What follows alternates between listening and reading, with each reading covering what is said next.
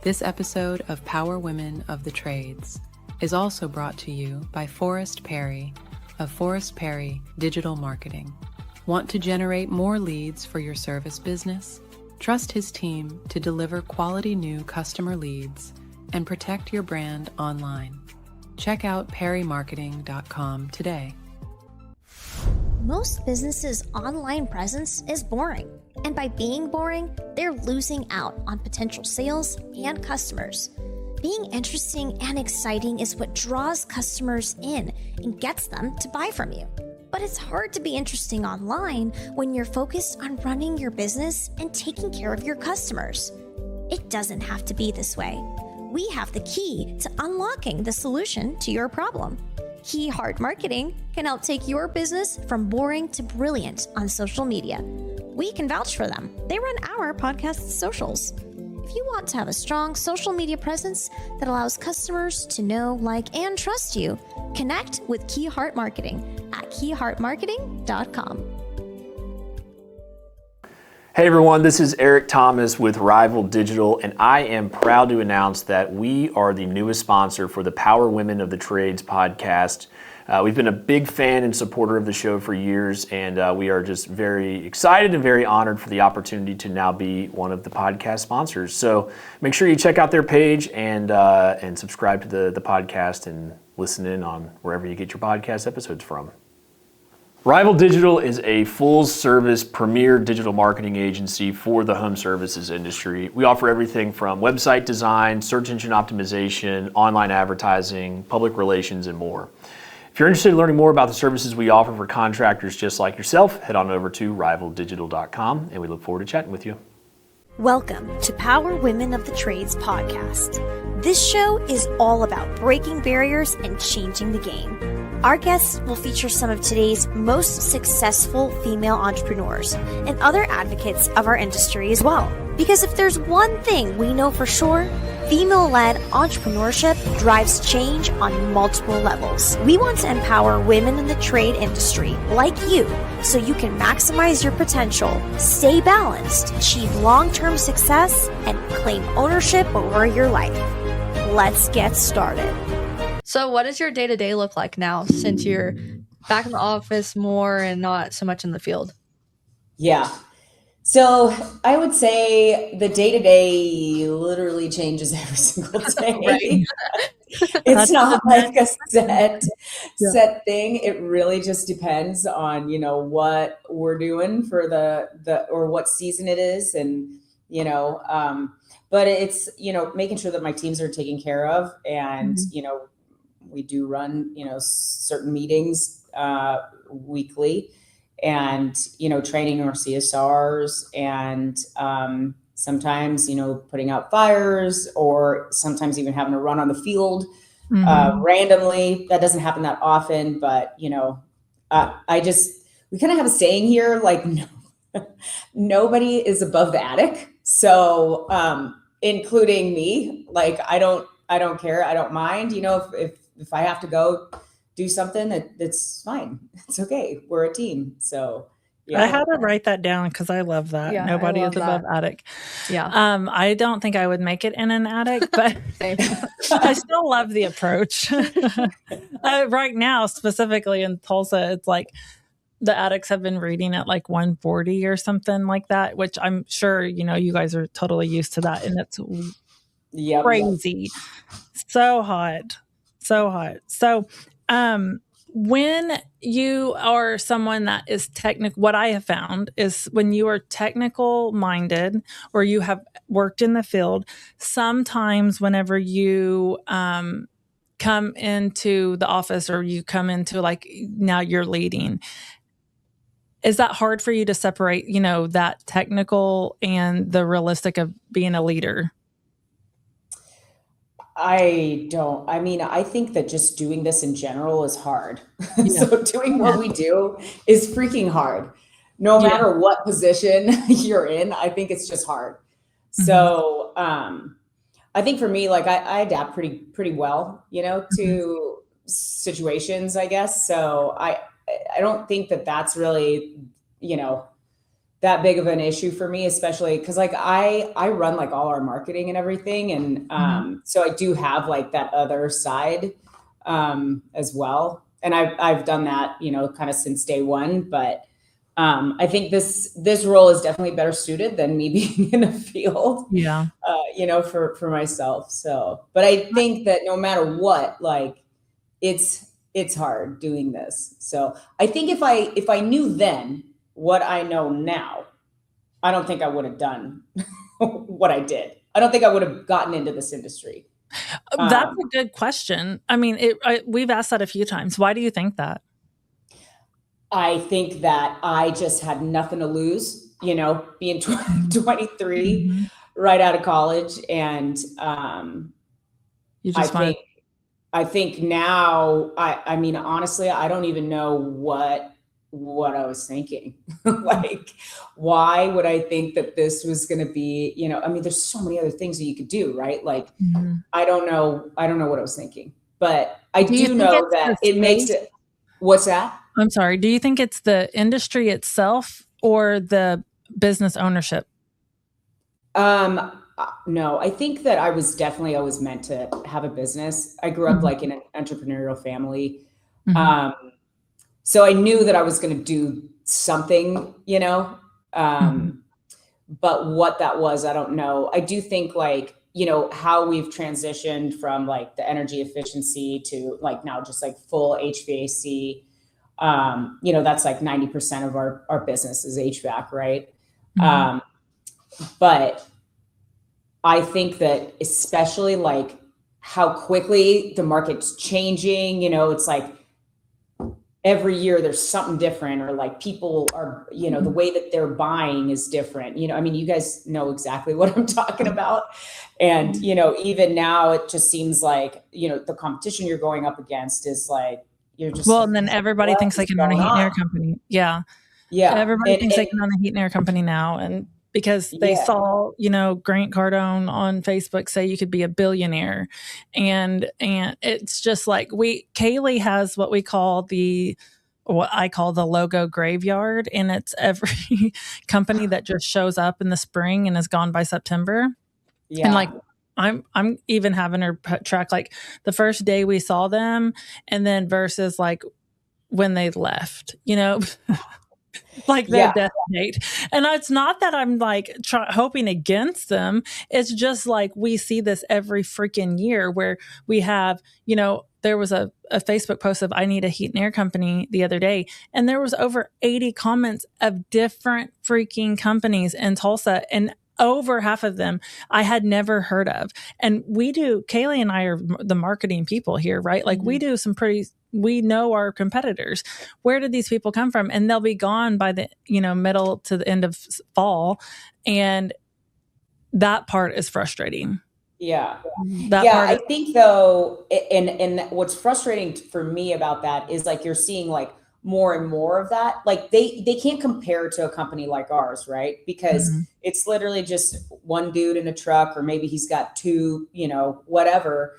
And yeah, they're probably doing okay financially because they have zero overhead. There's, you know, not a lot on the line, but then maybe once they make their buck, they're like, okay, well, I'm closing down, you know, for until next summer kind of thing, you know? So 100%. And you can't fault people like for chasing after the American dream or whatever, but that is not the same category that we're running, right? So that's the thing is I don't want to like shoot anyone's dreams down, and I don't like now I'm to the point because this is hard. This is hard every day.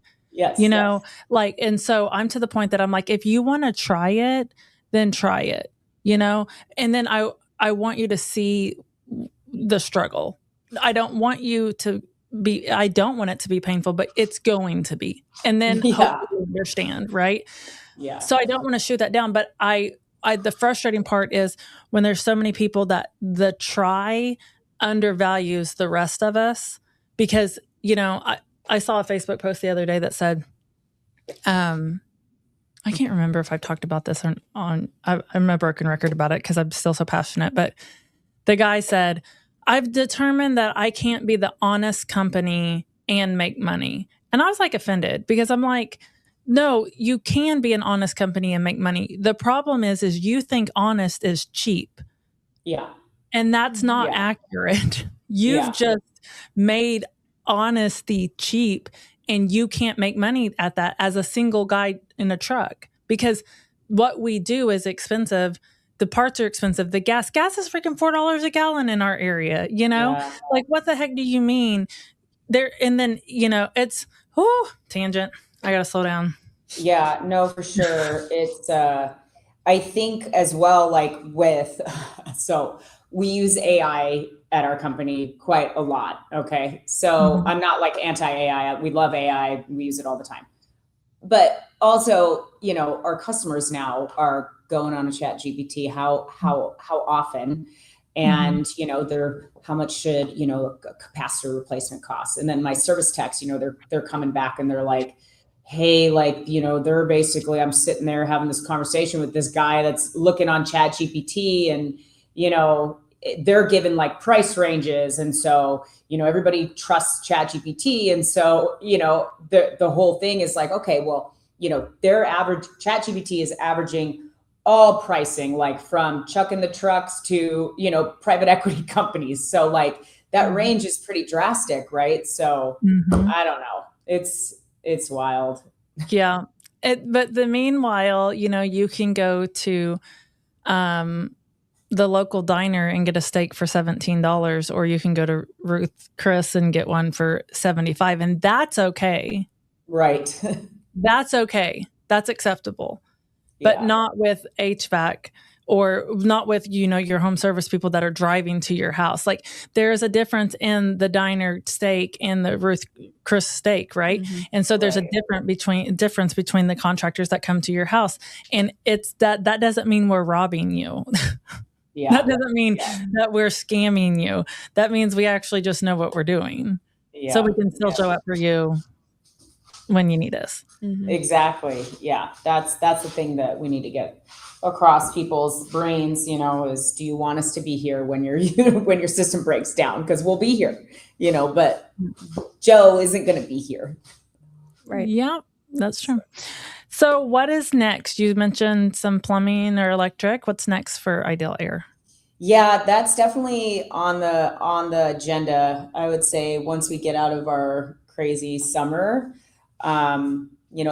luckily, I mean, every year we've grown, right? So we've been lucky in that aspect. I just think that, in order to get to where like we have our goals, like we have to just add other trades. And I think at that point, things will we really be like a turnkey contractor, which is something that I always strive for. We don't like subcontractors. I'm just not a big fan of that. You can't control quality as well, and quality is really important to us.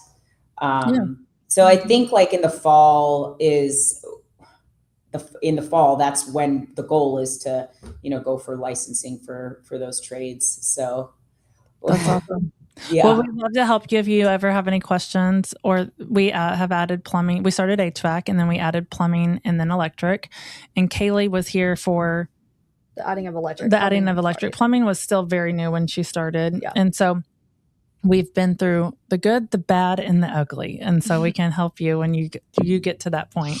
Yeah. Sure. Yeah, that'd be awesome. I would love to pick your brains for sure on that.